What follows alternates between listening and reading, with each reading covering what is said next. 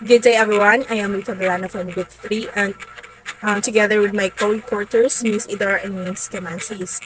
So, in this video, we are about to discuss or provide you an introduction to Japanese history, cultures, traditions, and beliefs. And also, we are going to tackle more about the famous literature in Japan, which is the tale of Genji. But before anything else, here are the learning objectives. So, at the end of this presentation, students will be able to gain insights into the Japanese history, cultures, traditions, and beliefs, develop analytical skills to assess the significance of Japanese cultural practices and literary works, like the tale of Genji, and reflect the importance of preserving and respecting cultural heritage. Let's discuss or delve first the Japanese history. So first is the Jomon period. So in this period, it was around 4000 BCE to 300 BCE. So marked an early stage of Japanese prehistory, which laid to the foundation for later civilization. So in the slide, you can see here the potteries and also the way of living of the Japanese people from the Jomon period. So, aning nga period or era sa Japanese nga history kay ang ilahang kasagaran nga mga works kay ga-focus sila sa pottery making. So, daghan sila og mga kani nga mga potteries na naa sa pictures or nga naa sa slide kay mao na ang kasagaran nga design sa pottery sa unang panahon. So, sa Jomon nga period. So, also, ang kasagaran nga kanang panginabuhi sa mga tao sa Jomon period pa is the hunting and gathering. So, when we talk about hunting gathering, ancient people hunt animals sa ilahang kuan mga forest. They gather animal foods through hunting. So through hunting is the Yayoi period. So this period in Japan lasts from around 300 BCE to 300 CE. So it was characterized by the introduction of agriculture, metalworking, and social satisfaction. So after sa Jomon period, i-proceed dayon ang Yayoi period. So di ba pag Jomon period ang kasagar ang panginabuhi pa sa mga tao, sa mga Hapon sa nga period kay through hunter-gathering ra. But during the Yayoi period, nagkaroon na sila nakatunan ng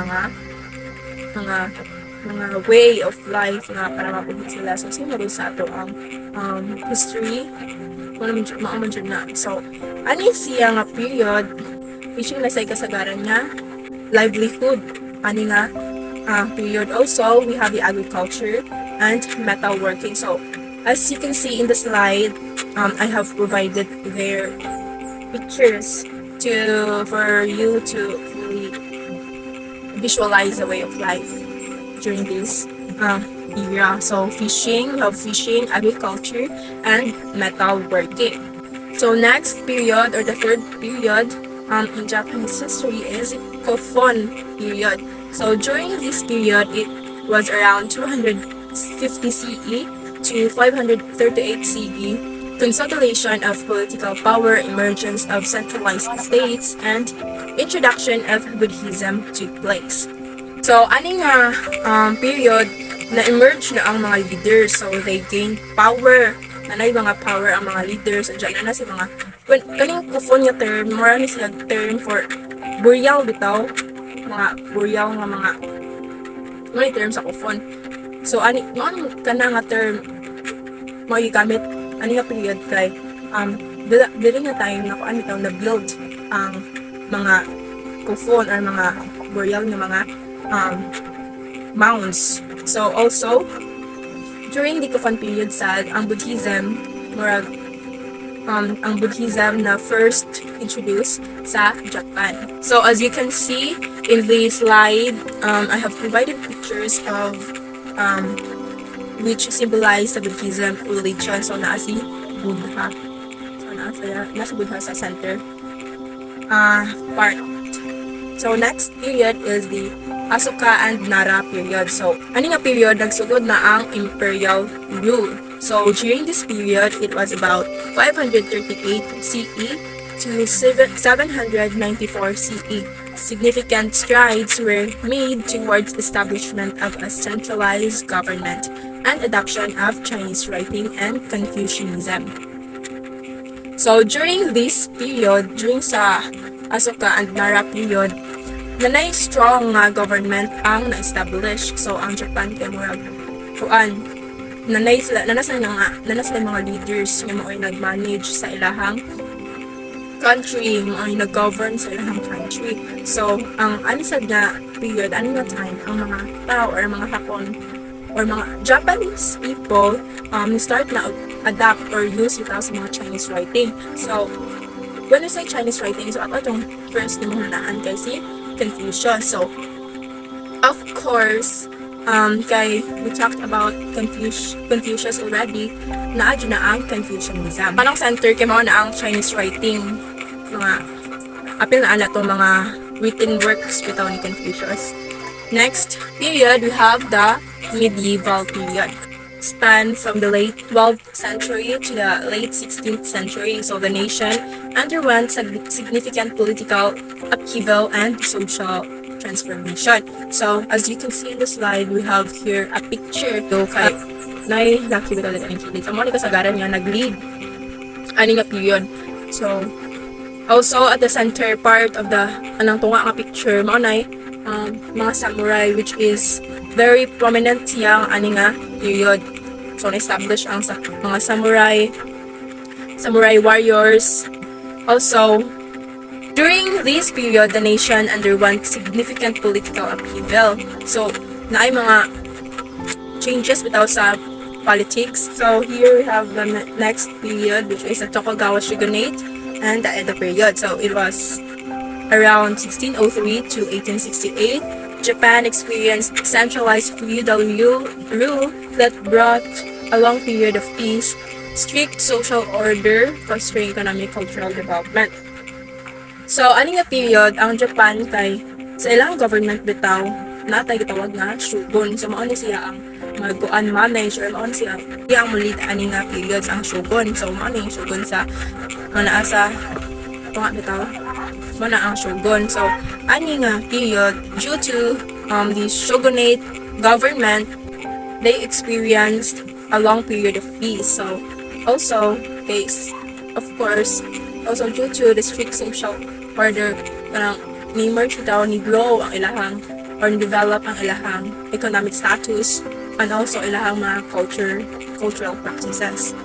So next period, we have the Meiji Restoration. Nagsugod na ang modernization and transformation. So the Meiji Restoration happened in the late 19th century, marked the overthrow of the Tokugawa shogunate and the restoration of imperial rule under Emperor Meiji. So since gitawag sa Meiji Restoration, so katong previous period, which is ang feudal period or feudal systems, gi-abolish to siya nga rule kay gi-restore tong imperial nga rule. So naay implementation sad in terms of industrialization anja na form na sad ang mga military. Also there is an establishment of that constitutional monarchy.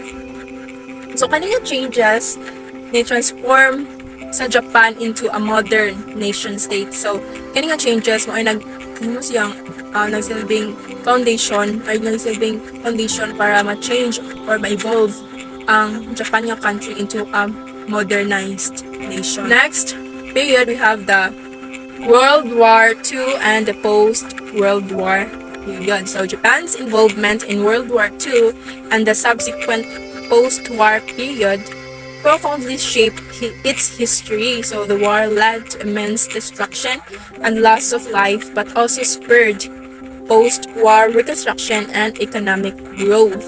Of course, kay war man siya, daghan kaayo ang mga lives nga na-loss, also ang mga infrastructure sa mga buildings, ang mga nga source of income sa mga Japanese people also kay naguba. But after aning war kay naay reconstruction dya, naay economic growth sad nga naka-recover og naka-recover og maayo ang Japan. So next is the contemporary Japan. So during this time, Japan experienced significant social, cultural, and technological changes, becoming known for its innovation, resilience, and global influence on various fields.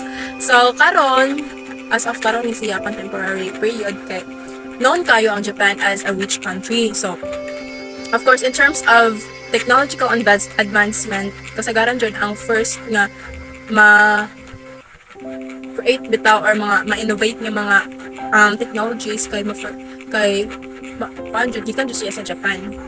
Also, grabe na kaayo ang economic boom sa Japan. Also, there is Japan emerged as a global economic powerhouse, advancement in technology and innovation.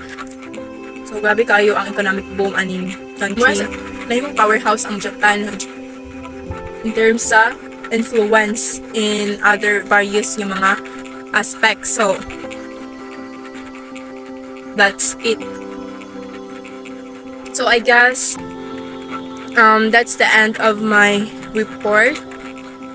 I will now give the floor to Miss Christine Kamansi to continue the discussion about the culture, tradition, and beliefs of the Japanese people. So, thank you.